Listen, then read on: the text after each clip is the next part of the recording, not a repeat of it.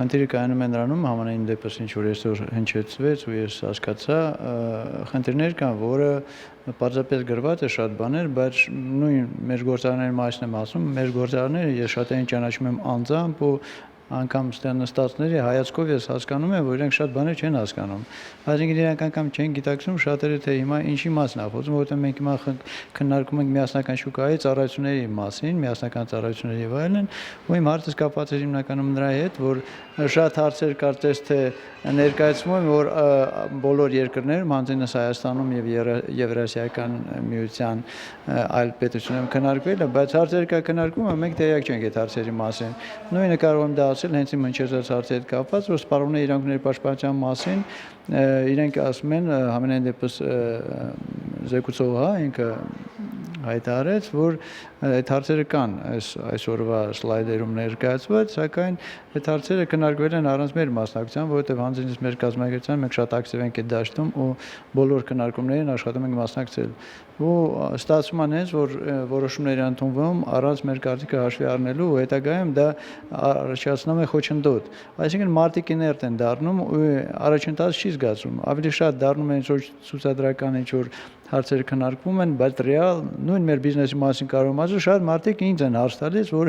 ես բիզնեսի ներկայացուցիչ եմ, ասում են, այս հարցը ոնց անենք, այս տամոժնիան ոնց անենք կամ այս հարկը ոնց։ Այսինքն կա մարդկանց կողմից չհասկացվածություն, շատ հարցեր, որ պետք է պարզաբանել ավելի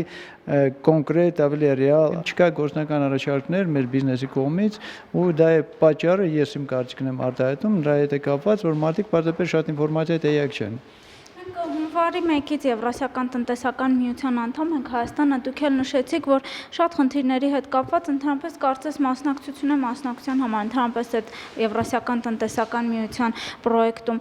ինչ է կարծում, ինչն է պատճառը, ի սկզբանե բավականին խնդրահարույց էր Հայաստանի անդամակցությունն այդ միությանը, նշվում էր ոչ թե տնտեսական խնդիրներից ելնելով ենք մենք անդամակցել, այլ քաղաքական դրդապատճառներից, անվտանգության խնդիրներից ելնելով։ Մենք այս ամիսների ընթացքում որևէ օգուտ կարողանում ենք քաղել Եվրասիական տնտեսական միությունից, հաշվի առնենք նաև, որ Հայաստանը անդամ ոչ մի երկրի հետ ընդհանուր սահման չունի։ Ճիշտ է, 8 ամիսը այդքան էլ մեծ ժամանակաշրջան չի, որ մենք ինչ որ ակնկալենք ռեալ sense կոնկրետ քայլել, ազդեցիկ, տեսանելի,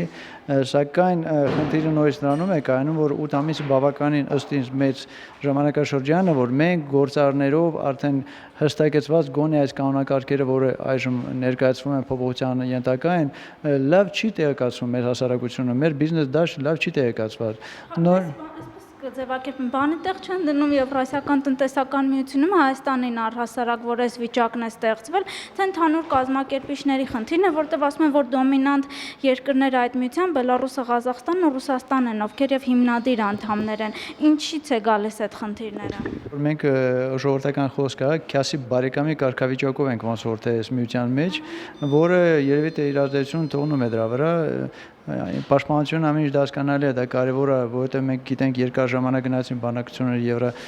Եվրամիության հետ եւ կարծես թե արդեն գնում էր հաստատման պայմանագիր ստորագրելու պահը եւ մեր հանկարծակի կամ ես չգիտեմ դա կարող է կուլուարներում տեղ ունեցել, ես քաղաքական դաշտում չեմ եղել, մեր նախագահը հայտարարեց, որ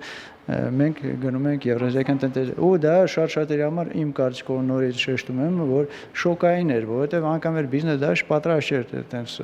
շրջադարձի, ու միջև այդ շոկային վիճակից նորից, քանի որ ես շատ ակտիվ եմ շփվում այդ դաշտի հետ,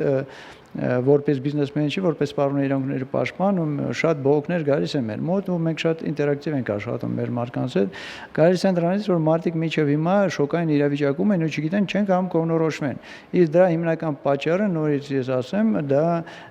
տեղեկատվության բացակայությունը կամ ես չի ասի բացակայություն, որովհետև կայքում նոր փոխնախարարն էլ նշեց, որ կայքում կա, բայց կայքում լինելը դա դեռ քիչ է։ Մարդկանց հետ պետք է ակտիվ շփում լինի, պետք է ակտիվ մարդկանց խնդիրներին հասկանալ, մեխանիզմներ, ամենակարևոր մեխանիզմներ որոշել։ Օրինակ, այստեղ հնչեցվեց նույն իմ հարցադրմանը, որ մենք ունենք պարոն Ղազարյանի միությունը, գործարարների մեր միությունը, իրենք գործընկեր կազմակերպություն են, բայց ցավոք սրտի կան կազմակերպություններ, որ այդ միության անդամ չեն։ Ու փաստորեն ստացվում է, որ իրենք խաղից դուրս են մնում, քանի որ տեղեկատվություն չեն ստանում։ Ու դա շատ է խանգարում մնացած բիզնեսներին։ Ես նորից ուզում եմ դրա վրա շեշտել, ճիշտ կազմակերպման ձևը եթե արվի, մարդիկ ավելի ակտիվ ներգրավեն խաղի մեջ, չեն գա այս նման քննարկումների ժամանակ пассив նստել կամ պարզապես օգտագործել այս ֆորմատը իրենց դարդ ու ցավը պատմել, որովհետև հիմնականում ելույթները մարդկանց իրենց դարդ ու ցավն են ասում, այլ ոչ թե գործնական առաջարկներ։ Իրանք արդեն չեն նայում օրակարգին, չեն նայում ֆորմատին, պարզապես հնչեցնում են այն, ինչ իրենց մտահոգում է։ Ու դա է սխալը, որ ռուսական կողմը կարծես թե գալիս առաջարկներով, բայց հայկական կողմից ոչ մի առաջարկ չկա, пассивություն։ Նորից դա ինչի հետ է կապված, նույն կա նաև դա իմ կարծիքն է նորից, չգիտեմ, կարող պաշտոնական մեր ասենց ասած մարմինները դրա հետ չհամաձայնվեն, կարծես թե ռուսական կողմը ավելի շատ է իր շահերը տարածում Հայաստանում, քան հայկական կողմը, որովհետև այսօր էլ հնչեցվեց, ռուսական կազմակերպությունները ցանկացած կարող է հանգիստ գալ Հայաստանում բիզնես ծավալել, բայց հայերին այդ իրավունքը, այսինքն արդեն խտրականություն կա, եթե ես Հայաստանից եմ եկել Ռուսաստան ուզում եմ ինչ-որ բան անեմ, ես կամ պետք է ֆիլիալ գրանցեմ, պետք է իրավաբանական ինչ-որ փաստեր, բյուրոկրատական քաշքշուկներ անցնեմ ու դա արդեն մարդկանց հիասթափեցնում է։ Այսինքն խտրականություն ու դա շատ լուրջ հարցականի տակ է դնում մեր հավասարությունը այդ միության մեջ։